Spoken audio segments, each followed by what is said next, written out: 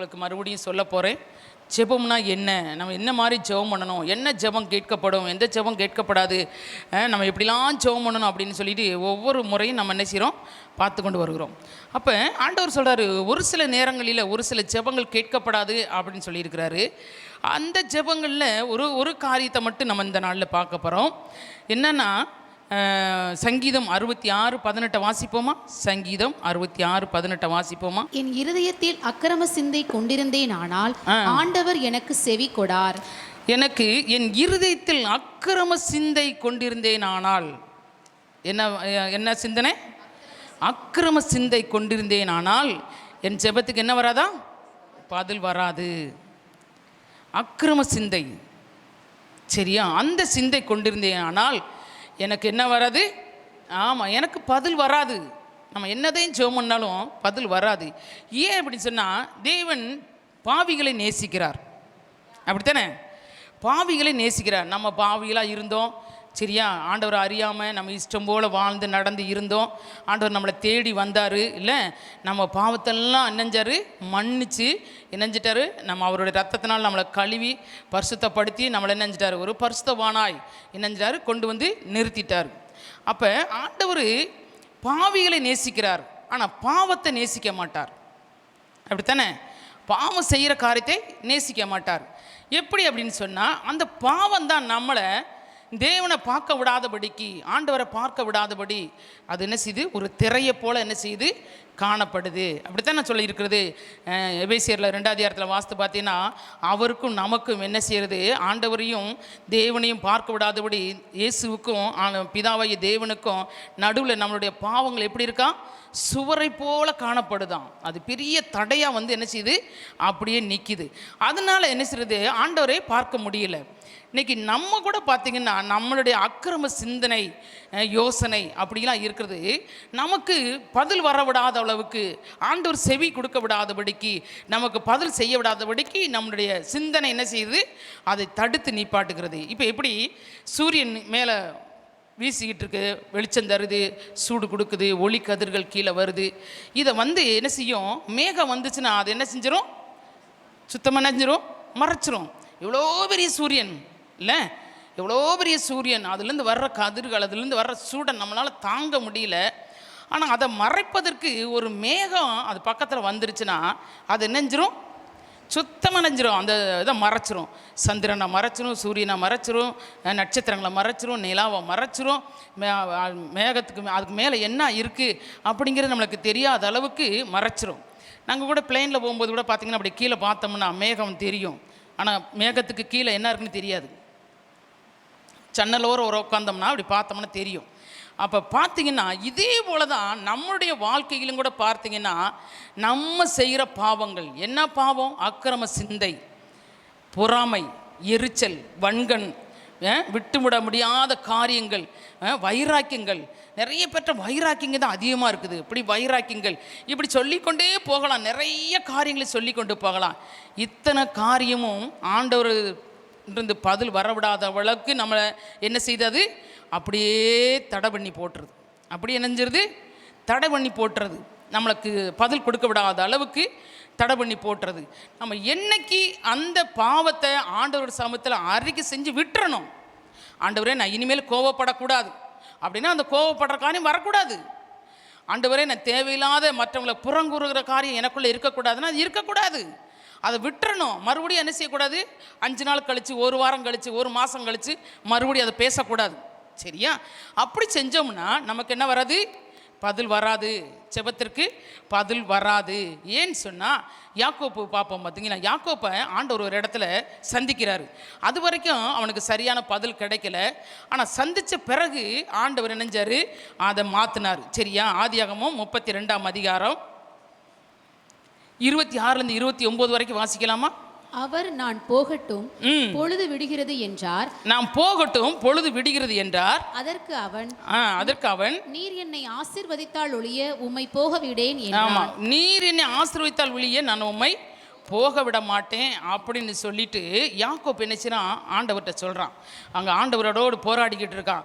அப்போ அப்படி சொன்ன உடனே ஆண்டவர் என்ன சொல்கிறாரு, என்ன கேட்குறாரு, அது கேள்வி. அவர் உன் பேர் என்ன என்று அப்போ அங்கே கேட்டார். கேட்குறாரு, ஆண்டவர் தெரியாதா அவனுடைய பேர் என்னன்னு?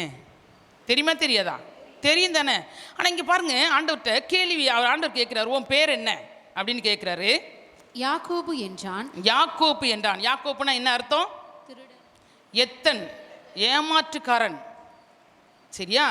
இது உண்மையை சொல்கிறானா இல்லை மாற்றி சொல்கிறானா இல்லை வேறு எதுவும் சொல்கிறானான்னு சொல்லிட்டு ஆண்டவர் அங்கே போராடிக்கிட்டு இருக்கும்போதே கேட்குறாரு. ஆண்டவர் ஆசீர்வதிக்க மாட்டுறாரு. ஆண்டவர் கேட்குறாரு, உன் பேர் என்னப்பா அப்படின்னு கேட்டோடனே அவன் சொல்கிறான், என் பேர் என்னது, யாக்கோப்பு அப்படின்னு சொல்கிறான். அப்படி சொன்ன உடனே அதுக்கு அடுத்து வாசிமா. அப்பொழுது அவர் உன் பேர் இனி யாக்கோபு எனப்படாமல், இனி உன் பேர் என்ன செய்யக்கூடாது, யாக்கோப்புனும் எண்ணப்படாமல் இஸ்ரவேல் என்னப்படும். தேவனோடும் மனிதரோடும் போராடி மேற்கொண்டாயே என்றார். ஆமா, தேவனோடும் மனிதனோடும் போராடினாயே என்றார் அப்படின்னு சொன்னது பிறகுதான், அதுக்கு பிறகு பார்த்தீங்கன்னா யாக்கோப்பினுடைய காரியங்கள் எல்லாமே ஜெயமா இருக்கும். அல்லேலூயா. ஆமாம், அது வரைக்கும் அவனுடைய ஜெபத்துக்கு அவ்வளவா பதில் வந்துச்சுன்னு சொல்ல முடியாது. ஆனால் இந்த இடத்துல பார்த்தீங்கன்னா ஆண்டவர் உன் பேர் என்ன அப்படின்னு கேட்டு அவன் பெயரை மாற்றி அவனுடைய எண்ணங்கள் சிந்தனைகள் எல்லாம் மாற்றுறாரு. அவன் என்ன செய்கிறான், அவனுடைய காரியங்கள் எல்லாவற்றையும் விட்டு விடுகிறான். அதுக்கு பிறகு என்ன செய்கிறான், அவன் அந்த காரியத்தில் இறங்கலை. இதே போல் தான் நம்மளும் கூட பார்த்தீங்கன்னா நம்மளுடைய காரியங்கள் என்ன அப்படிங்கிறத முதல் நினச்சினோம், நம்ம புரிந்து கொண்டு சரியாக நடக்கணும். நம்ம சரியாக நடக்காமல் நம்ம நம்ம நம்ம ஜெபத்துக்கு பதில் வேணும் அப்படின்னு நம்ம சொல்லிக்கிட்டே இருக்கக்கூடாது. சரியா? அப்படி சொல்லிக்கிட்டே இருந்தோம்னா ஆண்டவர் என்ன செய்வார், பதில் தரமாட்டார். தாவீதை எடுத்துக்கிட்டிங்கன்னா அவர் கூட பார்த்தீங்கன்னா அவர் பிள்ளைக்காக அழுது ஜெபம் பண்ணுவார். நைட்டும் பகலும் அழுதுகிட்டு என் பிள்ளை உயிரோட வேணும் அப்படின்னு சொல்லி பட்சைவாட்ட பிறந்த பிள்ளைய கேட்டுட்டு அழுவார். ஆண்டவர் அதுக்கு பதில் தரமாட்டார். சரியா? ஒரு சில ஜெபங்களுக்கெல்லாம் ஆண்டவர் பதில் தரமாட்டார், ஒரு சில ஜெபங்களுக்கு பதில் தருவார். எப்போன்னு சொன்னால், நீ சரியானபடி மனம் திரும்பி இருக்கிற, சரியானபடி அவன் பாவத்தை விட்டு அறிக்கை செஞ்சு விட்டுருக்க அப்படின்னு சொன்னால் அந்த ஜெபத்துக்கு இமிடியேட்டாக பதில் வரும். அல்லேலூயா. ஆமாம், நம்ம இருதயத்தில் மற்றவங்க மேலே குரோதம் கொண்டுக்கிட்டு, மற்றவங்க மேலே வைராக்கியம் வச்சுக்கிட்டு, மற்ற மேல் கோபத்தை வச்சுக்கிட்டு, இல்லை மற்றவங்கள என்ன செய்ய எரிச்சல் வச்சுக்கிட்டு, மற்றவர் என்ன சொல்கிறது, மற்றவங்கள திட்டிட்டு இஷ்டம் போல் நம்ம வாயில் என்னென்ன வருதோ எல்லாம் பண்ணி முடிச்சுட்டு ஆண்டவருடைய சமத்தில் போய் உட்காந்து நீங்கள் ஜெபம் பண்ணிங்கன்னா ஆண்டவர் சொல்வார், உன் ஜெபத்துக்கு என்னால் பதில் தர முடியாது அப்படின்னு சொல்லிடுவார். சரியா? நம்மளாம் எப்படி இருக்கணும், உத்தம மார்க்கத்தாராக இருக்கணும். அவங்க தான் பாக்கியவான்கள். அல்லேலூயா. ஆமாம், நிறைய மார்க்கங்கள் இருக்குது. அவங்கவுங்க ஒரு மார்க்கத்தை தேர்ந்தெடுத்து அதுபடி போவாங்க. நம்ம யாருடைய மார்க்கம், உத்தம மார்க்கத்தார். ஆண்டோடைய பிள்ளைகளாக இருந்தால் நம்ம என்ன செய்யணும், உத்தம மார்க்கத்தாக இருக்கணும். அப்போ நமக்கு தேவையில்லாத சிந்தனை, கேடான சிந்தனை, அக்கிரம சிந்தனை நமக்குள்ளே என்ன செய்யக்கூடாது, வரக்கூடாது. அப்படி வந்தால் நம்ம ஜெபத்திற்கு பதில் கிடைக்காது. சரியா? அப்போ என்னென்ன ஆண்டவருக்கு விரோதமான சிந்தனை, என்னென்ன ஆண்டவருக்கு விரோதமான காரியம் அப்படிங்கிறத குறித்து நம்ம பார்ப்போமா? சங்கீதம் 68:18 வாசித்துட்டோம். அதுக்கடுத்து நீதிமொழிகள் 21:27 வாசிப்போமா? துன்மார்க்கருடைய பலி அருவருப்பானது, அதை துர்சிந்தையோட செலுத்தினாலோ எத்தனை அதிகமாய் அருவருக்கப்படும். ஆமென். துன்மார்க்கருடைய பலி அருவருப்பானது. இந்த பலினா என்ன? ஜெபம். சரியா? பலினா என்ன? ஜெபம். அப்போ இந்த பழியை ஆண்டவர் சொல்கிறாரு, துன்மார்க்கருடைய பழி எப்படி இருக்குமா, அருவருப்பாக இருக்குமா. சரியா? துன்மார்க்கமாக இஷ்டம் போல் வாழ்ந்துட்டு என்னையும் காப்பாற்றுங்க ஆண்டவரே, எனக்கு அதை செய்யுங்க இதை செய்யுங்க, எனக்கு விடுதலை கொடுங்க, என்னை காப்பாற்றுங்க. துன்மார்க்க எதுக்காண்டி ஜெபம் பண்ணுவான் சொல்லுங்க பார்ப்போம். துன்மார்க்கர் எதுக்காக ஜெபம் பண்ணுவாங்க? ஆமாம், பாவம் செஞ்சுட்டு திருப்பி ஒரு பாவத்தை செய்வதற்கு என்ன செய்வான், ஐடியா போட்டு அது ஜெயிக்கணும், அது சரியாகணும் அப்படின்னு பிளான் போட்டுட்டு வந்து என்ன செய்வான், ஜெபம் பண்ணுவான். ஆண்டவர் சொல்கிறாரு அது அருவருப்பாக இருக்கும். அதுக்கடுத்து வாசிமா. துர்சிந்தையோட செலுத்தினாலோ, அவன் துர்சிந்தனையோடு செலுத்தினால் எத்தனை அதிகமாய் அருவருக்கப்படும். அது எத்தனை அதிகமாய் அருவருக்கப்படும். அவனே ஏற்கனவே துன்மார்க்கேன், அந்த செபம் அருவருப்பானது, அந்த பலி. அதுக்கடுத்து துர்சிந்தனை, அவனுடைய சிந்தனை எப்படி இருக்கும் துன்மார்க்கனுக்கு, அவன் துன்மார்க்க வழி சிந்தனை தான் அவனுக்குள்ளே இருக்கும் இல்லை.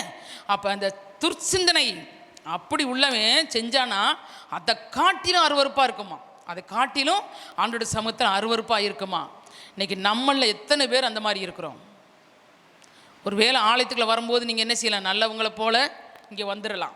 சரியா? பைபிளை தூக்கிட்டு வந்துடலாம், நல்லா உடுத்திக்கிட்டு வரலாம், நல்ல ஜெபம் பண்ணுறவங்க மாதிரி வரலாம், நல்ல பாட்டு பாடுறவங்க மாதிரி வரலாம், இல்லை நல்ல வேதம் வாசிக்கிற மாதிரி வரலாம், வந்து மணிக்கணக்காக நேர்மூலங்கால் நின்று செபிக்கிறவங்களோட வரலாம். ஆனால் உங்களுடைய சிந்தனை எப்படி இருக்குது, நம்மளுடைய சிந்தனை எப்படி இருக்குது, அதை ஆண்டவர் பார்ப்பார். உன் செபத்துக்கு பதில் வரணுமா, இந்த மாதிரி சிந்தனை இருக்குமானால் எடுத்து போட்டுறணும். மற்றவங்க மேலே எந்த விதமான காரியங்களும் உங்கள் இருதயத்துக்குள்ளே வரக்கூடாது. நீ ஆண்டவருடைய பிள்ளை, நீ கர்த்தருடைய பிள்ளை, நீ விசுவாசி. நீ எப்படி இருக்கணும், மற்றவங்க மேலே இறக்கப்படணும், அன்பு காட்டணும், தயவு காட்டணும். அதுக்கு தான் ஆண்டவர் உன்னை தெரிஞ்செடுத்துருக்கிறாரு. நீ மற்றவங்க மேலே குரோதம் கொண்டுட்டு, பகை வச்சுக்கிட்டு, விரோதம் வச்சுக்கிட்டு அப்படி வந்து ஜெபம் பண்ணினா அது அந்த ஜெபம் என்ன செய்யப்படாது, அந்த பலி ஆண்டவருடைய சமூகத்தில் ஏற்றுக்கொள்ளப்படாது. சரியா? அதுக்கடுத்து ஆண்டவர் சொல்கிறாரு, லூக்கா 1:51 வாசிப்போமா? லூக்கா 1:51 வாசிப்போமா? தம்முடைய புயத்தினாலே பராக்கிரம் செய்தார், இருதய சிந்தையில் அகந்தை உள்ளவர்களை சிதறடித்தார். இருதயத்தில் என்ன செய்யணும் இருக்குதா? ஆமாம், இருதயத்தில் என்ன சிந்தனை இருக்குன்னா அகந்தை உள்ள சிந்தனை. அவர்கள் என்ன செய்வார், ஆண்டவர் சிதறடிப்பார். அவங்களுடைய ஜெபத்துக்கு பதில் கிடையாது. இருதயத்தில் என்ன சிந்தனை இருக்குதா? அகந்தையான சிந்தனை. அது எப்படி விவரித்து சொல்கிறதுன்னு தெரியல எனக்கு. அகந்தை உள்ள சிந்தனை, அப்படி உள்ள ஜெபத்துக்கு தேவன் நினைச்ச மாட்டாரா, பதில் தர மாட்டார். சரியா? அதுக்கடுத்து ஒரு வசனத்தை வாசிப்போம். ரோமர் 8:6-7 வாசிப்போமா? மாம்ச சிந்தை மரணம். மாம்ச சிந்தை மரணம். எப்பொழுதுமே நீ மாம்சத்தில் என்ன சிந்தனை நீ எடுத்தாலும், ஒருவேளை இந்த சரீரத்துக்கு ஒருவேளை அழிவு வராமல் இருந்தாலும், நீ யோசிக்கிறதான ஒவ்வொரு காரியத்துக்கும் என்ன வரும், மரணம் வரும். மாம்ச சிந்தை மரணம், ஆவியின் சிந்தையோ ஜீவனும் சமாதானமுமா. ஆவிக்குரிய சிந்தை, ஆவிக்குரிய விதத்தில் நீ சிந்தனை பண்ணினா அது என்னவா, ஜீவனும். ஆமாம், அதுக்கு சமாதானமா. அது ஜீவன் உண்டாயிருக்கவும் அது பரிபூர்ணப்படவும் வந்தேன். யாரை? இந்த ஆத்மாவை இதுக்கு ஜீவன் உண்டாயிருக்கவும் இது பரிபூர்ணப்படவும் ஆண்டவர் இந்த பூமிக்கு வந்தார். ஆண்டவர் வந்ததுக்கு நோக்கம் தெரியுதா உங்களுக்கு? தேவன் இந்த பூமிக்கு வந்தார்னா அவர் சொன்னார், திருடவும் கொல்லவும் அழிக்க வந்து வருவான், நானும் அவைகளுக்கு ஜீவன் உண்டாயிருக்கவும் அது பரிபூர்ணப்படவும் வந்தேன் என்று சொல்கிறார். அப்போ ஆண்டவர் நமக்கு ஜீவன் கொடுப்பதற்கும் அதை என்ன செய்யிருக்காரு, சமாதானப்படுத்திருக்கணும், அது பரிபூர்ணப்படுவதற்கும் தான் நம்மளை வச்சிருக்கிறாரு. அப்போ நம்மளுடைய சிந்தை எப்படி இருக்கணும்? ஆமாம், ஆவியின் சிந்தனையாக இருக்கணும். ஆவியின் காரியத்தில் இருந்து நம்ம ஜெபிக்கணும், ஆவி உள்ளவர்களாக இருந்து ஜெபிக்கணும். அப்படி ஜெபம் பண்ணாதான் ஆண்டவர் என்ன செய்கிறாரு, ஆமாம், அந்த ஜெபத்துக்கு பதில் தருவார். ஆவிக்குரியவன் யாரும் ஒருத்தனும் அறிஞ்சு கொள்ள முடியாது. ஆவிக்குரியவனை 1 கொரிந்தியர் 2:2 வாசிமா? 1 கொரிந்தியர் 2:16 வாசிங்க. நாங்களோ உலகத்தின் ஆவியை பெறாமல். கடைசி வசனத்துக்கு மேல் வசனத்தை வாசி. ஆவிக்குரியவன் எல்லாவற்றையும் ஆராய்ந்து நிதானிக்கிறான். ஆமாம், ஆவிக்குரியவன். ஏன் நம்மளை ஆவிக்குரியவங்களா இருக்க சொல்றாரு ஆண்டவர் அப்படின்னு சொன்னா, ஆவிக்குரியவன் எல்லாவற்றையும் ஆராய்ந்து நிதானிக்கிறான், ஆனாலும் அவன் மற்ற ஒருவனாலும் ஆராய்ந்து நிதானிக்கப்படான். ஆவிக்குரியவனை யாரும் மற்றவங்க என்ன செய்ய முடியாது, ஆராய்ந்து நிதானிக்க முடியாது. அவன் எப்படிப்பட்டவன், என்ன செய்யறான், அவனுடைய வழியே வேற. அவன் வழி உலகத்து வழியோட ஒத்து போகிறதுக்கு நம்ம என்னதே நீ அதை அவனை ஆராய்ஞ்சு பார்த்தாலும் அது நடக்காது. ஏன், அவனுடைய வழி வேற. அவன் யாரு, ஆவிக்குரியவன். ஆவிக்குரியவன் வழியை அறிஞ்சு கொள்வது ரொம்ப கஷ்டம். அதுக்கு கீழே வசனவாசி. கர்த்தருக்கு போதிக்கத்தக்கதாக அவனு அப்படிப்பட்டவன் இருக்கிறவன என்ன செய்வான், அது கீழே வசனம், கர்த்தருக்கு போதிக்கத்தக்க அவருடைய சிந்தை அறிந்தவன் யார். அப்போ அந்த மனுஷனவே, இந்த ஆவியை, கர்த்தருடைய ஆவியை பெற்ற மேல் வசனம் சொல்லப்பட்டிருக்கு, அந்த மனுஷனவே நீ அறிஞ்சு கொள்ள முடியலன்னா கர்த்தருக்கு நீ ஆலோசனை கொடுக்கறதுக்கு நீ ஏமாத்துறோம். நீ யாரு, நம்ம யாரு சொல்லுங்க பார்ப்போம். ஆண்டவருக்கு ஆலோசனை கொடுக்கறதுக்கு நம்ம யாரு, அவருடைய சிந்தனை அறிந்தது யாரு? ஒருத்தரும் கிடையாதுமா, ஒருத்தராலும் செய்ய முடியாது. அவருடைய வழி வேற, நம்மளுடைய வழி வேற. நம்ம கூட அப்படித்தான், நம்ம ஒரு வழியை நினச்சிக்கிட்டு ஆண்டவர்கிட்ட ஜெபம் பண்ணுவோம். ஆண்டவரை எப்படி செய்யுங்க, அப்படி செய்யுங்க, அதை கொடுங்க, இதை கொடுங்க அப்படின்லாம் நம்ம ஜெபம் பண்ணுவோம். ஆண்டவர் சொல்லுவார், உன்னுடைய வழி வேற, என்னுடைய வழி வேற, உன்னுடைய நினைவு வேற, என்னுடைய நினைவுகள் வேற அப்படின்னு ஆண்டவர் சொல்லிவார். இங்கே கூட அப்படித்தான் சொல்லப்பட்டிருக்கிறது. ஆவிக்குரியவன் என்ன செய்வான், அவனை ஒருத்தனாலும் அறிய முடியாது. ஆவிக்குரிய சிந்தை எப்படி என்னமா, ஜீவனும் சமாதானம்மா. அப்போ நம்ம எப்படி ஜெபம் பண்ணணுமா? நம்ம ஜெபம் பண்ணணும். நம்ம ஜெபத்துக்கு பதில் வரணும்னா நீங்கள் எப்படி இருக்கணும்? ஆவிக்குரிய சிந்தை உள்ளவர்களாக இருக்கணும். அல்லேலூயா. ஆவிக்குரிய சிந்தை உள்ளவர்களாக இருந்தானா உங்களுக்கு ஜீவன் உண்டாயிருக்கும். உங்கள் ஆத்மாவுக்கு நீங்கள் எந்த காரியத்துக்கு ஜெபம் பண்ணுறீங்களோ அந்த காரியத்துக்கு ஜீவன் உண்டாயிருக்கும். அதில் என்ன இருக்கும்? சமாதானம் இருக்கும். நீங்கள் ஆவியும் இல்லாமல் அனலும் இல்லாமல் இருந்தீங்கன்னா அது என்ன வரும்? மரணம் தான் வரும். அது என்ன ஜெபம்? மாம்ச சிந்தை ஜெபம். அந்த ஜெபத்துக்கு என்ன வராது? பதில் வராது. அப்போ நம்ம என்ன செய்யணும்? ஆவிக்குரியவர்களாக இருக்க வேண்டும். அல்லேலூயா. ஆமாம். ரோமர் 11:20 வாசிப்போமா? ரோமர் 11:20 வாசிப்போமா? நல்லது. அவிவிசுவாசத்தினாலே அவைகள் முறித்து போடப்பட்டன. நீ விசுவாசத்தினாலே நிற்கிறாய். மேட்டிமை சிந்தையாய் இராமல் பயந்திரு. மேட்டிமை சிந்தை உள்ளவர்களாக இருக்கக்கூடாது. நான் மனுஷனுமா பயந்து இருக்கணுமா? ஆண்டோட சமத்துக்கு வரும்போது மேட்டிமையான சிந்தனை இருக்கக்கூடாது, பயந்து இருக்கணும். சரியா? நான் பாஸ்ட் இருக்கும்போது அப்படி ஒரு சில காரியங்கள் எல்லாம் கண்டும் காணாமல் இருப்பேன். ஆனால் இன்றைக்கி பாஸ்ட்டு அவர் இல்லாமல் போயிட்டாரோ, அடுத்து நம்ம பொறுப்புன்னு சொல்கிறப்ப இன்னைக்கு வரைக்கும் நான் ஆண்டவர்கிட்ட அழுது சொன்னேன். ஆண்டவரே, என்னிடத்துல இந்த எந்த ஆயிலும் உமக்கு பிரியமில்லாத எந்த காரியம் என்னிடந்து வெளிப்பற்றக்கூடாது. ஆண்டவரே, என்னை நம்பி சபையை என்கிட்ட கொடுத்துருக்குறீங்க, நான் அதுக்கு அடுத்து என் பிள்ளைகளுக்கு கொடுத்துருக்குறீங்க. ஆனால் என்கிட்ட இருந்து இந்த மாதிரி மேட்டிமையான சிந்தனையோ யோசனையோ பேச்சோ நடக்கையோ அகந்தையான காரியங்கள் எதுவும் என்னிலேருந்து வெளிப்படக்கூடாது. ஆண்டவரே, நம்முடைய ஊழியத்தை நான் பயத்தோடு நடுக்கத்தோடு செய்யணும். ஆண்டவர் இன்னைக்கு வரைக்கும் காலையில் வரும்போது கூட நான் அப்படி தான் ஜெபம் பண்ணிட்டு வர்றேன். நம்ம அப்படி ஜெபம் பண்ணால் தான் இந்த ஜெபம் கேட்கப்படும். நம்ம அப்படி ஜெபம் பண்ணாமல் இங்கே அப்படி வந்து நடந்துக்கிறலாம் அப்படின்னு நினச்சிட்டு இங்கே வந்தீங்கன்னா நடக்க முடியாது அப்படி. ஆனால் வீட்டிலையே உன்னுடைய ஜெப அறையில் என்ன செய்யணும்? இந்த மாதிரி ஜெபிக்கணும். ஆண்டவரே, என்னிடத்தில் என்ன செய்யக்கூடாது? மேட்டுமையான காரியம் வெளிப்பற்றக்கூடாது. ஆண்டவரே, அப்படி வெளிப்பட்டு நீ ஜெபம் பண்ணினா அந்த ஜெபம் வேஸ்ட்டு. அந்த ஜெபத்துக்கு பதில் வராது. ஆண்டவர் சொல்கிறாரு, மேட்டுமையான சிந்தை அப்படி இருந்துச்சுன்னு சொன்னால் அந்த அப்படி இருந்துடாத, அதுக்கு நீ பயந்து இரு. எத்தனை உண்மை தெரியுமாம்மா? எத்தனை உண்மையான காரியம். சின்ன பிள்ளை உன் மேலே உன்னை விரோதிச்சா கூட நீ அதுக்கு விரோதமாக நிற்காத. அதை என்ன செய்யி? பெருசாக எடுத்துக்கிறாத, தூக்கி போட்டுரு. சரியா? பெரியவங்க உன்னை விரோதமாக பேசுகிறாங்களா, தூக்கி போட்டுரு. எல்லாம் ஆண்டவருக்கு தெரியும். நம்ம எப்படி உள்ளவங்களாக இருக்கிறோம், எந்த மாதிரி சிந்தனை நடக்கிறோம், எப்படி வாழ்கிறோம், எப்படி நடக்கிறோம், எப்படி உடுத்துகிறோம், எப்படி பேசுகிறோம், எப்படி சாப்பிட்றோம், எப்படி நம்ம நடந்து கொள்கிறோம், எல்லாவற்றையும் ஆராய்ந்தவர் ஆண்டவர். நம்ம நினைக்கலாம் ஒருவேளை ஆண்டவர் பார்க்கல, மனுஷர்கள் பார்க்கல, விசுவாசிகள் பார்க்கல, யாரும் பார்க்கல. ஆனால் நீ எந்த இடத்துல அந்தரங்கத்துக்குள்ளே இருந்து மீன் வயிற்றுக்குள்ளே இருந்த யோனாவை பார்த்த தெய்வம் உன்னை பார்க்க மாட்டாரா? என்ன பார்க்க மாட்டாரா? எல்லாவற்றையும் பார்ப்பார் ஆண்டவர். அவருடைய கண்கள் பூமி எங்கு சுற்றி உலாவி வருகிறது. அப்போ நம்ம எல்லா காரியத்திலும் எப்படி இருக்கணும்? சரியாக இருக்கணும். சரியாக இருந்தால் தான் நம்மளுடைய ஜெபத்துக்கு என்ன வரும்? பதில் வரும். பதில் வரும். அதற்காண்டி பாவம் செய்யும்போது அதுக்கு துணை போகிறதுக்கெல்லாம் நீங்கள் கோவப்படாமல் இருக்கக்கூடாது. பாவம் செய்கிற பிள்ளைகளை பார்த்து நீங்கள் கோவப்படாமல் இருக்கக்கூடாது. கண்டிக்க வேண்டிய நேரத்தில் கண்டிக்கணும், தப்பை சொல்ல வேண்டிய நேரத்தில் சொல்லணும். அதுதான் என்னது ஆவிக்குரியவங்கள அர்த்தம். கண்டும் காணாமல் எப்படியோ போ, நான் உனக்கு அதுக்கு என்ன செய்கிறேன், ஒத்து போகிறேன் அப்படின்னு சொல்கிறது விசுவாசிக்கு அடையாளம் கிடையாது. ஓன் ஜெபத்துக்கு அதுக்கு ஜெபம் பண்ணால் அது ஆண்டவர் கேட்பாருன்னு அப்படின்னு அடையாளம் கிடையாது. எதை எந்த நேரத்தில் கண்டிக்கணுமோ அதை கண்டிக்கணும், எதை எப்படி சரிப்படுத்தணுமோ அப்போ சரிப்படுத்தணும், அதை நம்ம செய்யணும். ஆனால் தனக்குள்ளேருந்து வர்ற எண்ணங்கள் சிந்தனைகள் நமக்கு மேட்டிமையாய் அகந்தையாய் இருந்துட கூடாது. சரியா? அடுத்து ஒரு வசனத்தை வாசிப்போம். எபேசியர் 4:17 வாசிப்போமா? எபேசியர் 4:17. ஆதலால் கர்த்தருக்குள் நான் உங்களுக்கு சாட்சியாக சொல்லி எச்சரிக்கிறது என்னவெனில் மற்ற புறஜாதிகள் தங்கள் வீணான சிந்தையிலே நடக்கிறது போல, மற்ற மக்கள் வீணான சிந்தையிலே நடக்கிறது போல நீங்கள் இனி நடவாமல் இருங்கள். நீங்கள் இனி நடவாமல் இருங்கள். அப்படி இருந்தா உங்க ஜெபம் கேட்கப்படும். அல்லேலூயா.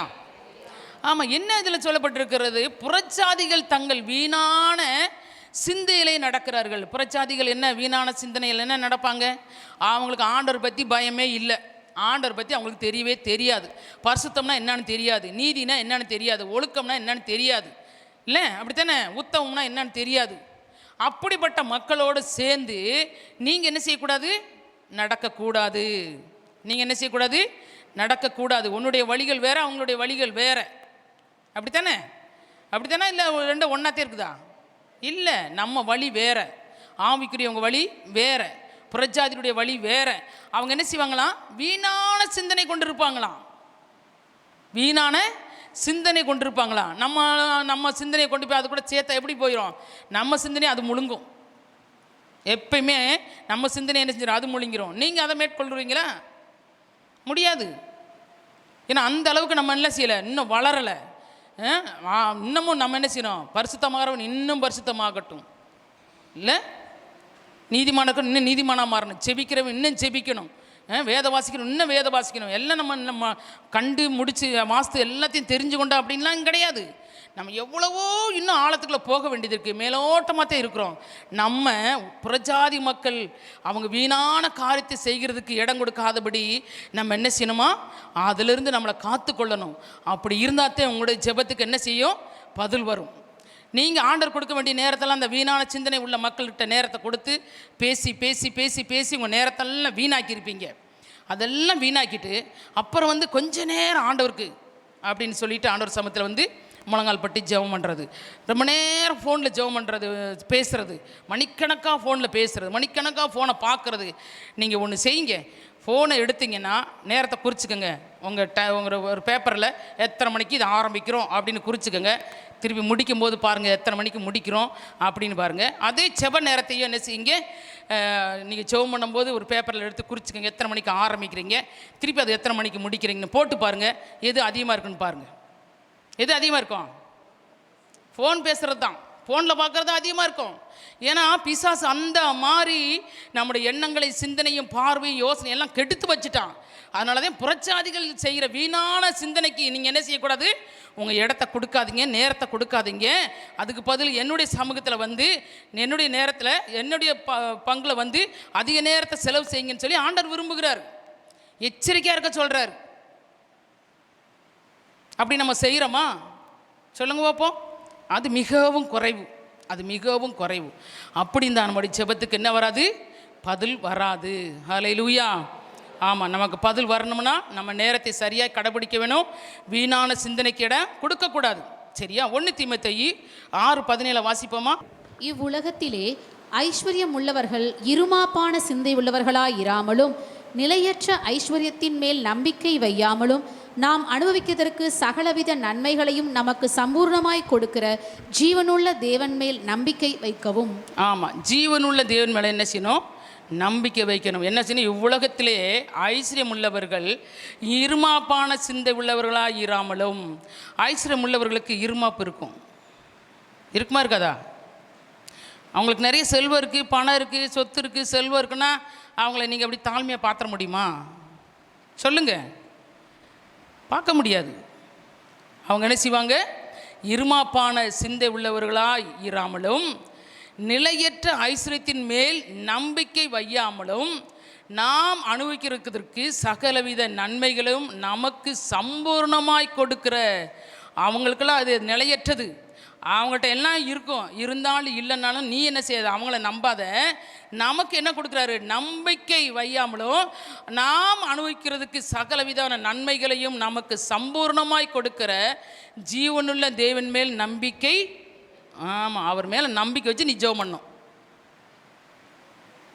அப்படி ஜெபம் பண்ணுறீங்களா? ஆண்டவர் மேல் நம்பிக்கை வச்சு ஜெபம் பண்ணுறீங்களா? ஆமாம், விசுவாசத்தோடு நம்பிக்கை வைத்து என்ன செய்யணும்? ஜெபம் பண்ணணும். அப்படி ஜெபத்திற்கு பதில் வரும். ஐஸ்வர்யவான் இருக்கிறான், அவனை பாருங்க ஆண்டவரே, அவன் அப்படி இருக்கிறான், இவே இருக்கிறான், இவங்க இவ்வளோ சொத்து வச்சுருக்கிறாங்க, இவ்வளோ செல்வம் இருக்குது, அவங்களுக்கு இவ்வளோ சம்பளம் வருது, அவங்களுக்கு கார் இருக்குது, பங்களா இருக்குது, பைக் மேலே பைக் வாங்குறாங்க, கார் மேலே கார் வாங்குறாங்க அப்படின்னு சொல்லி அந்த இருமாப்பாய் உள்ளவர்கள் மேலே உன்னுடைய சிந்தனையை கொண்டு போய் வைக்கக்கூடாது. அது ஆண்டவர் அவங்களுக்கு கொடுத்துருக்காருன்னா அது அவங்க பாடு, அவங்க கணக்கு ஒப்பிப்பாங்க. உனக்கு என்ன வேணும்? நீ ஆண்டவர் மேல் நம்பிக்கை வச்சு என்ன செய்யணும்? ஆண்டவர் சமத்தை நோக்கி பார்த்து செபிக்கணும். அப்படி செபுத்தா தான் அதுக்கு பதில் வரும். நீங்கள் மற்றவங்களை சுட்டி காட்ட, அவங்கள அப்படி வச்சுருக்கீங்களா ஆண்டவர், இவங்களை இப்படி வச்சுருக்கீங்களா ஆண்டவரே அப்படின்னு சொல்லி அந்த இருமாப்பு உள்ளவர்களை சொல்லி நினச்சி நீ ஜெபம் பண்ணினா உன் ஜெபத்துக்கு பதில் வராது. சரியா? அடுத்த ஒரு வசனத்தை பார்ப்போமா? ரோமர் 1:28 வாசிப்போமா? தேவனை அறியும் அறிவை பற்றி கொண்டிருக்க அவர்களுக்கு மனதில்லாதிருந்தபடியால் தகாதவைகளை செய்யும்படி தேவன் அவர்களை கேடான சிந்தைக்கு ஒப்பு கொடுத்தார். ஆமாம், கேடான சிந்தைக்கு ஆண்டவரே ஒப்பு கொடுத்துறார். என்னன்னா, தேவனை அறியும் அறிவை பற்றி கொண்டு இருக்க அவர்களுக்கு மனதில்லாதிருந்தபடியினால். தேவனை அறிகிற அறிவு இன்றைக்கி நம்மளுக்கு கூட அப்படித்தான். அநேக நேரங்களில் தேவனை அறிஞ்சு கொள்ளணும் அப்படிங்கிற ஒரு எண்ணமே நமக்கு என்ன செய்கிறதில்ல, வருகிறதில்ல. தேவனை அறிந்து கொள்ளணும், சத்தியத்தை அதிகமாக அறிந்து கொள்ளணும்னா ஒரு ஆராதனை கூட மிஸ் பண்ண மாட்டோம். அல்லேலூயா. ஒரு சபையில் நடக்கிற ஒரு மீட்டிங் கூட நம்ம என்ன செய்ய மாட்டோம், மிஸ் பண்ண மாட்டோம்.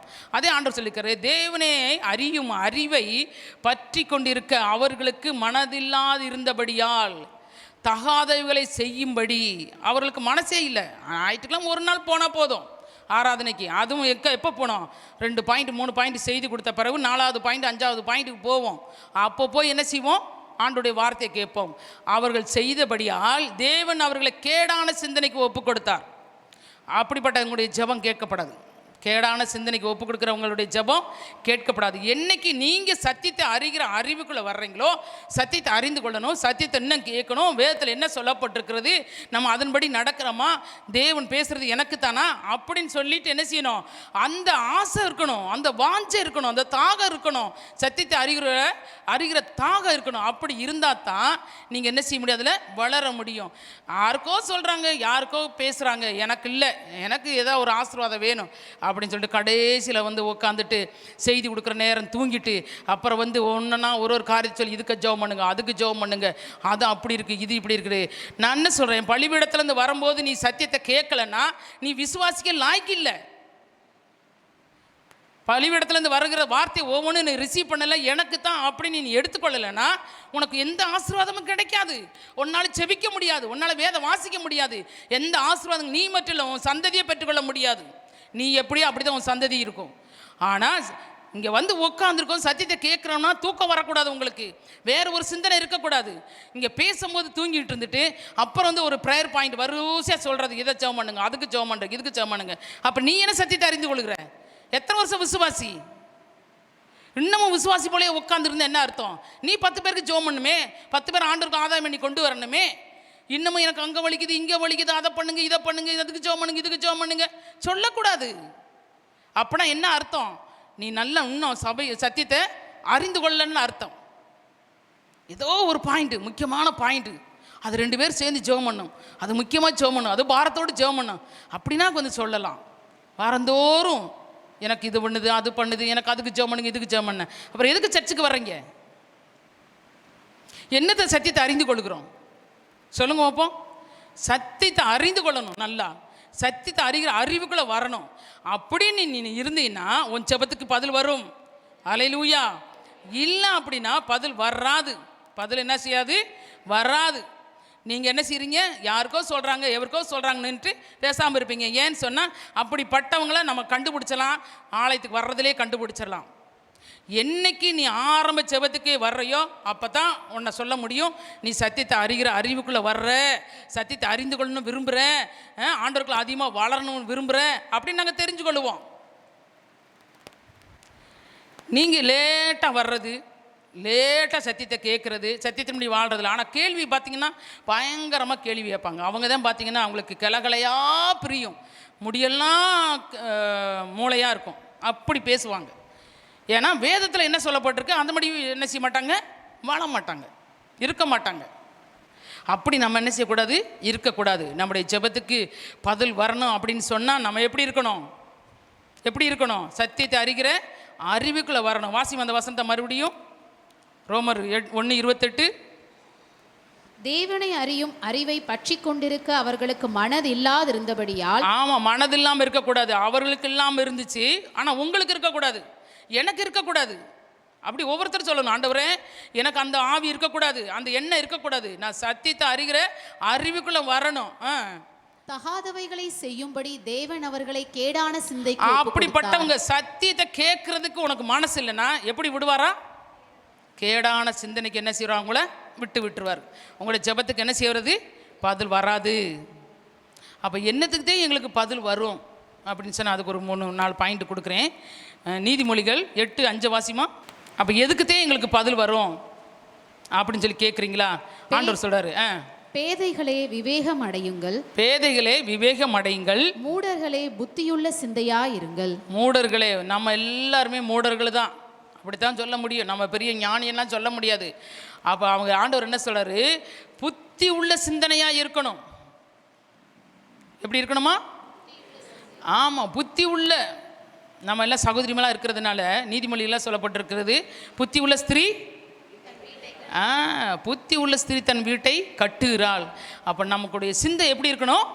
புத்தி உள்ள சிந்தையாக இருக்கணும். அப்போ தான் நம்முடைய ஜெபத்துக்கு பதில் வரும். அல்லேலூயா. புத்தி உள்ள சிந்தனையாக இருக்க வேண்டும். நம்முடைய சிந்தனை வேறு பக்கம் போகக்கூடாது. புத்தி உள்ள பிள்ளைகளாக இருக்கணும், இல்லை புத்தி உள்ள மனைவியாக இருக்கணும், புத்தி உள்ள தாயாக இருக்கணும், புத்தி உள்ள சகோதரியாக இருக்கணும், புத்தி உள்ள ஊழியக்காரியாக இருக்கணும், இல்லை? அப்போ புத்தி உள்ளவர்களாக இருந்தால் அவருடைய ஜெபம் கேட்கப்படும். சரியா? அதுக்கடுத்து வாசிப்போம், சங்கீதம் 41:1 வாசிப்போம். சிறுமைப்பட்டவன் மேல் சிந்தையுள்ளவன் பாக்கியவான், தீங்கு நாளில் கர்த்தர் அவனை விடுவிப்பார். ஆமென். சிறுமைப்பட்டவர்கள் மேல் நமக்கு என்ன இருக்கணும்? சிந்தை இருக்கணும். சிறுமைப்பட்டவர்கள்னா ரொம்ப அப்படியே ரோட்டில் பிச்சை எடுத்துக்கிட்டு இருக்கிறாங்க, அவங்களுக்கு மட்டும் கிடையாது. அவங்க ஒரு விதமான அவங்க ஜனங்கள். ஆனால் சிறுமைப்பட்டவங்க ஒரு சிலர் இருப்பாங்க. என்ன சிறுமை அப்படின்னு சொன்னால், குடும்பத்துக்கு எல்லா வசதி இருக்கும், அவங்களுக்கு சமாதானம் இல்லாமல் அவங்க என்ன செய்வாங்க, குடும்பத்துக்குள்ள சண்டைனால பிரச்சனைனால அவங்க அப்படியே சிறுமைப்பட்டு போய் வந்திருப்பாங்க. சரியா? வியாதினால் அவங்க சிறுமைப்படுவாங்க. சரியா? எல்லா வசதி வாய்ப்பு இருக்கும், சமாதானமாக இருக்க முடியாது. அவங்க ஏதாச்சும் ஒரு வழியில் என்ன செய்வாங்க, குடும்பத்துக்குள்ளே அகப்பட்டு அவங்க சிறுமைப்பட்ட நிலைமையில் காணப்படுவாங்க. எந்த காரியத்தை ஒருத்தன் இழந்து நீக்கிறாங்களோ அது அவங்க சிறுமைப்பட்ட காரியம். சரியா? அந்த ஆத்மா மேலே உனக்கு என்ன இருக்கணும்? சிந்தை இருக்கணும். அந்த ஆத்மா மேலே என்ன இருக்கணும்? சிந்தை இருக்கணும். எல்லா வசதி வாய்ப்பு இருக்கும், ஆனால் பார்த்தீங்கன்னா அவங்களுக்குள்ள சமாதானமே இருக்காது, அழுதுகிட்டே இருப்பாங்க. ஏன்னா குடும்பத்துக்குள்ள அந்த மாதிரி சூழ்நிலை இருக்கும். அது வெளியே சொல்ல முடியாது, அந்த குடும்பத்தை பற்றி சொல்ல முடியாது, கணவரை பற்றி சொல்ல முடியாது, மனைவியை பற்றி சொல்ல முடியாது, பிள்ளைகளை பற்றி சொல்ல முடியாது. ஏன்னா நல்ல ஒரு எண்ணம் இருக்கும் வெளி தோற்றத்துக்கு, ஆனால் உள்ள இப்படிப்பட்ட சிறுமியில் அவங்க என்ன செஞ்சுருப்பாங்க, அகப்பட்டு கொண்டிருப்பாங்க. அப்போ அவங்களுக்கு என்ன செய்யணும்? அவங்க மேலே நம்ம என்ன செய்யணும்? சிந்தை உள்ளவர்களாக இருக்கணும். எப்படி ஆண்டவரே அவங்களை விடுதலை செய்கிறது, அவங்களுக்காக எப்படி ஜெபம் பண்ணுறது, அவங்களுக்கு எப்படி ஆண்டவர் பற்றி சொல்கிறது, அவங்களுக்கு சத்தியத்தை பற்றி எப்படி சொல்கிறது, அப்படிங்கிற எண்ணம், அந்த சிந்தனை யாருக்கு வரணும்? நமக்கு வரணும். அதைத்தான் ஆண்டவர் சொல்கிறாரு, சிறுமைப்பட்ட மேல் சிந்தை உள்ளவன் பாக்கியவான். சரியா? அவங்க மேலே என்ன செய்யணும்? சிந்தனை வச்சுக்கிட்டே இருக்கணும், அவங்க மேலே யோசனை வச்சுக்கிட்டே இருக்கணும். அவங்க எப்படி அதுலேருந்து விடுதலை பெற்றுட்டாங்களா, அவங்க நல்லா இருக்காங்களா, அவங்க போன வாரம் வரும்போது அழுதுகிட்டே வந்தாங்களே, போன வரும்போது இந்த மாதிரி சொல்லிட்டு போனாங்களே, அவங்க இப்போ எப்படி இருக்காங்க, நம்ம அவங்கள விசாரிக்கணுமே. இந்த சிந்தனை என்ன செய்யணும்? இருந்துக்கிட்டே இருக்கணும். போன வாரம் வந்தாங்க, இந்த வாரம் வரலையே. யாராச்சும் அப்படி பார்க்குறீங்களா? வர்ற ஆத்துமாக்களை நீங்கள் கொண்டு வந்த ஆத்துமாக்கள் சபைக்குள்ளே வரலை, அவங்க இந்த வாரம் வராமல் போயிட்டாங்களே, அவங்க நிலைமை எப்படி, அவங்க குடும்ப சூழ்நிலை எப்படி, ஏன் அவங்க வராமல் போயிட்டாங்க அப்படின்னு அந்த ஆத்மா மேலே உங்களுக்கு அந்த சிந்தனை இருக்குதா? இல்லை. அதைத்தான் ஆண்டவர் சொல்லியிருக்கிறாரு, சிறுமைப்பட்டவனே சிந்தை உள்ளவன் பாக்கியவான், அவனை என்ன செய்வேன் நானே? ஆமாம், அவனுக்கு ஒரு தீங்கு வரும்போது நான் என்ன செய்வேன்? அவனை விடுவிப்பேன். அல்லேலூயா. நீ அந்த மாதிரி சிந்தனை உள்ளவனா இருந்தீனா, அதுக்கு கீழே வசனம் சொல்லுது, அவனை என்ன செய்வாராம்? பாதுகாத்து அவனை பாதுகாப்பேன், அவனை உயிரோடு வைப்பார். அவனை என்ன செய்வாராம்? உயிரோட. ஒரு ஆத்மா மேலே நீ சிந்தனை உள்ளவனா நீ மாறிட்டீன்னா, ரட்சிக்கப்படாத ஆத்மாவே எப்படி உள்ள ஆத்மா, அவங்க என்ன அந்த ஆத்மா இப்படி பாதாளத்துக்கு நேராக போயிடும். அந்த ஆத்மா மேலேயே நீ சிந்தனை இருந்தால் கூட ஆண்டவர் சொல்வார், அவனை விடுவிக்கிறது மாத்திரம், உன்னை தீங்குனால விடுவிக்கிறது மாத்திரம் இல்லை, அப்புறம் என்ன சொல்கிறாரு? அவனை பாதுகாத்து, நீயும் சரி ஒன்னும் சரி உன்னை பாதுகாத்து அவனை உயிரோடே வைப்பார். அவனை உயிரோடே வைப்பார். பூமியில் அவன் பாக்கியவானாய் இருப்பான். அவன் இந்த பூமியில் என்ன செய்வான்? பாக்கியவானாய் இருப்பான். அவன் சத்துருக்களின் இஷ்டத்திற்கு நீர் அவனை ஒப்புக்கொடி. ஆமாம், அவனுடைய சத்துருக்களுக்கு இஷ்டத்துக்கு ஆண்டவர் ஒப்பு கொடுக்க மாட்டார். அல்லேலூயா. ஆமாம், ஒப்பு கொடுக்கவே மாட்டார். சமாதானம் பண்ணுகிறவர்கள் பாக்கியவான்கள், அவர்கள் பூமியை சுதந்திரித்துக் கொள்வார்கள், மத்தேயுல சொல்லப்பட்டிருக்கிறது. அப்போ நம்ம என்ன செய்யறோம்? ஒரு ஆத்மா மேலே பரிதபிக்கும் போது, ஒரு ஆத்மாவுக்கு சிந்தை உள்ளவர்களாக இருக்கும்போது, அந்த ஆத்மா குறித்து என்ன செய்யணும்? சிந்தனையாக இருந்து எப்படி இருக்காங்க என்ன ஏதுன்னு செய்யும்போது ஆண்டவர் இத்தனை ஆசீர்வாதத்தை கொடுக்குறாருமா. அந்த சிந்தனை உள்ள ஆத்மா மேலே நீ கவனமாக இருக்கும்போது உன்னை விடுவிக்கிறாரு, உன்னை பாதுகாக்கிறாரு, உயர்ந்த இடத்துல வைக்கிறாரு, உனக்கு சமாதானத்தை தர்றாரு, எல்லாம் தர்றாரு. இத்தனை இழந்து போய் நம்ம நிற்கிறோம் அநேக நேரங்களிலேயே. ஆண்டவர் சொல்கிறபடி வாழ்கிறதில்ல, ஆண்டவர் சொல்கிறபடி இருக்கிறதில்ல, ஆண்டவர் சொல்கிறபடி செய்கிறதில்ல. அதனாலதே நமக்கு என்ன செய்யறதில்ல? செபத்துக்கு பதில் வர்றதில்ல. நம்ம என்ன செய்யணும்? சிறுமைப்பட்ட ஆத்மா மேலே என்ன செய்யணும்? சிந்தனை உள்ளவர்களாக இருக்க வேண்டும். அல்லேலூயா. அப்படி இருந்தேன்னா உன் செபத்துக்கு என்ன வரும்? பதில் வரும். அல்லேலூயா. நீதிமொழி 11:2 வாசிப்போமா? அகந்தை வந்தால் லட்சியம் வரும், ம் தாழ்ந்த சிந்தை உள்ளவர்களிடத்தில் ஞானம் உண்டு. ஆமாம், தாழ்ந்த சிந்தனை வரணுமா? நான் ஆண்டவர் சொல்கிறாரு, உனக்கு என்ன சிந்தனை வரணுமா? தாழ்ந்த சிந்தனை. நீ என்ன செய்யறேமா? எனக்கு எல்லாம் தெரியும். ஒன்றை காட்டில் எனக்கு செபிக்கிறவளாச்சாக்கும், ஒன்றை காட்டில் எனக்கு சத்தியம் தெரியுமாக்கும், ஒன்றை காட்டில் என்ன செய்ய தெரியும், எனக்கு ஆத்தும் ஆதாயமான தெரியுமாக்கும், ஒன்றை காட்டில் நான் பாட தெரியுமாக்கும், ஒன்றை காட்டில் எனக்கு வேத வாசி தெரியுமாக்கும், ஒன்றை காட்டில் எனக்கு எல்லாமே தெரியும். நீ என்ன எனக்கு வந்து சொல்கிறது? அப்படிங்கிற மாதிரி இல்லை. உனக்கு எல்லாமே தெரிஞ்சாலும் என்ன செய்யணும்? தாழ்ந்த சிந்தனைகளாக இருந்து அந்த ஆத்மா மேலே கரசனை வைக்கணும். அப்படி இருக்கும்போது ஆண்டவர் என்ன செய்வார்? அந்த ஜெபத்திற்கு பதில் தருவார். தாழ்ந்த சிந்தனை இருக்கணும். மேட்டுமையான சிந்தனை நமக்குள்ளே இருக்கக்கூடாது. தாழ்ந்த சிந்தனை நமக்குள்ளே வர வேண்டும். அதுக்கடுத்து வாசிப்போமா? ரோமர் 1:28 வாசிப்போமா? தேவனை அறிவும் அறிவை பற்றி கொண்டிருக்க அவர்களுக்கு மனதில்லாதிருந்தபடியால் தகாதவைகளை செய்யும்படி தேவன் அவர்களை கேடான சிந்தைக்கு ஒப்பு கொடுத்தார். ஆமாம், நம்மளை கேடான சிந்தனைக்கு என்ன செய்யக்கூடாது? ஒப்பு கொடுக்க கூடாது. அதுக்கு நம்ம என்ன செய்யணும்? தகாத சிந்தனை நமக்குள்ளே வரக்கூடாது. அப்படிப்பட்ட ஆள் கூட நம்ம சேரக்கூடாது. சரியா? அப்படி இருந்தால் ஆண்டவர் என்ன செய்வார்? அந்த ஜெபத்திற்கு பதில் தருவார். நிறைய ஜெபங்களுக்கு பதில் தருவார். இதில் ஒரு 4-5 தான் உங்களுக்கு சொல்லியிருக்கிறேன். அப்போ நமக்கு பதில் கிடைக்கிற காரியம் என்னது? புத்தி உள்ள சிந்தனை இருக்கணும், சிறுமைப்பட்டவர்களுக்கு சிந்தனை இருக்கணும், தாழ்ந்த சிந்தனை இருக்கணும், ஆவியின் சிந்தனை இருக்கணும். ஆவியில் என்ன செய்யணும்? சிந்தனை இருக்கணும். ரோமர் 1:28 ஆவியின் சிந்தனை நமக்குள்ளே இருக்கணும். அப்படி இருந்தால் நம்ம ஜெபத்திற்கு என்ன வரும்? பதில் வரும். அப்போ நம்ம இதுவரைக்கும் எப்படி இருந்தோம்? நம்முடைய ஜெபத்திற்கெல்லாம் பதில் வரலைன்னா மேலே சொல்லப்பட்டதான ஒவ்வொரு காரியம், அக்கிரம சிந்தை, துர்ச்சிந்தை, அகந்தை உள்ள சிந்தை, மாம்ச சிந்தை, மேட்டுமையான சிந்தை, வீணான சிந்தனை, இருமாப்பான சிந்தனை, கேடான சிந்தனை, இந்த மாதிரி சிந்தனைக்கெல்லாம் நம்ம இருதயத்தை ஒப்பு கொடுத்துட்டு நம்ம பண்ணினோம்னா ஜெபத்துக்கு பதில் வராது. அப்போ அதுலேருந்து நம்ம விடுதலை பெறணும். அப்போ அதுலேருந்து விடுதலை பெறணும்னா உன் ஜெபத்துக்கு வரலன்னா தன் பாவங்களை மறைக்கிறவன் வாழ்வடைய மாட்டான், அவைகளை அறிக்கை செய்து விட்டுக்கிடணும். என்ன செய்வான்? இரக்கம் வருவான். என்ன இரக்கம்? ஜெபத்தில் உனக்கு இரக்கம் கிடைக்கும். அல்லேலூயா. ஆமாம், அறிக்கை செஞ்சுட்டியா அதை விட்டுறணும். திருப்பி அதை என்ன செய்யக்கூடாது? திரும்பி பார்க்கக்கூடாது. சரியா? திரும்பி பார்த்தேன்னு சொன்னால் உன் ஜெபத்துக்கு பதில் வராது. அப்போ எல்லாவற்றையும் விட்டு விடணும். சரியா? எல்லாவற்றையும் விட்டு விட்டாத்தே மேகம் எப்படி சூரியனை மறைக்கிறது போல் நம்மளுடைய காரியங்கள், நம்முடைய அக்கிரம சிந்தனையும் வீணான சிந்தனையும் பெருமையான அகந்தியான சிந்தனையும் தேவனுடைய முகத்தை மறைத்து நமக்கு ஜெபத்துக்கு பதில் வரவிடாதபடி ஆக்கி விட்டுரும். அதற்கு நம்ம என்ன செய்யக்கூடாது? இடம் கொடுக்கக்கூடாது. சரியா? எல்லோரும் எழுந்து நிற்கலாமா? எழுந்து ஆண்டவரை நோக்கி பார்க்கலாமா? ஆண்டவரே, எங்களுக்கு தேவையில்லாத இத்தனை யோசனையான காரியங்களும் ஆண்டவரே ஜெப வாழ்க்கையில் எங்கள் வாழ்க்கையில் இருக்கக்கூடாது. ஆண்டவரே, நீர் விரும்புகிறதான சிந்தனை ஆண்டவரே எங்களுக்குள்ளே இருக்க வேண்டும். ஆண்டவரே, எங்களுடைய ஜெபத்திற்கு பதில் வரணும் சுவாமி. எங்களுடைய ஜெபத்திற்கு பதில் தரணும் ஆண்டவரே. நீங்கள் உதவி செய்யுங்க ஆண்டவரே. அப்படின்னு நம்ம எல்லாரும் கேட்க போகிறோம். ஹல்லேலூயா, ஹல்லேலூயா. அப்பா உமக்கு நன்றி ஆண்டவரே. ஜெபாவி ஊற்றுமையா, ஜெபிக்கணும் ஜெபிக்கணுமே, என்னில் ஜெபாவி ஊற்றுமையா, ஜெபிக்கணும் ஜெபிக்கணுமே. தானியல் போல 3 வேளையோ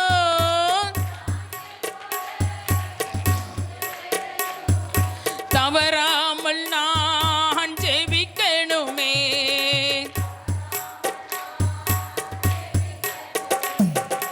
ஜெபாவி ஊற்றுமையா, ஜெபிக்கணும் ஜெபிக்கணுமே, ஜெபாவி ஊற்றுமையா, ஜெபிக்கணும் ஜெபிக்கணுமே. ஸ்தோத்திர பலி விண்ணப்ப ஜெபம்,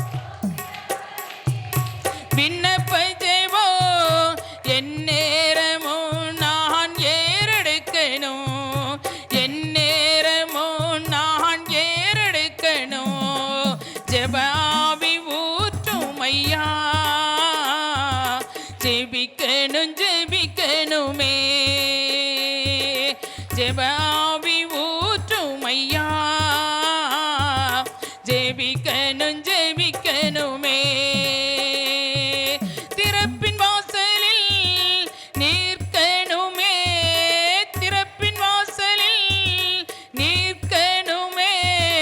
தேசத்திற்காய் கதறனுமே.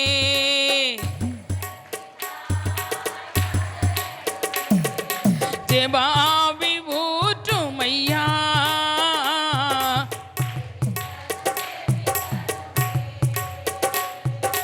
ஜெபாவி ஊற்றுமையா.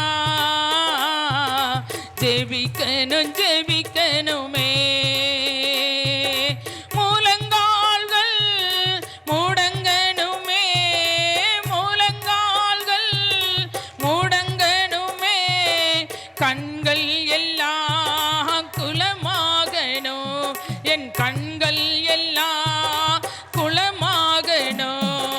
ஜெபாவி ஊற்றுமையா, ஜெபிக்கணும் ஜெபிக்கணுமே. ஜெபாவி ஊற்றுமையா, ஜெபிக்கணும் ஜெபிக்கணுமே. உலகை மறந்து சுயம் வெறுத்தே,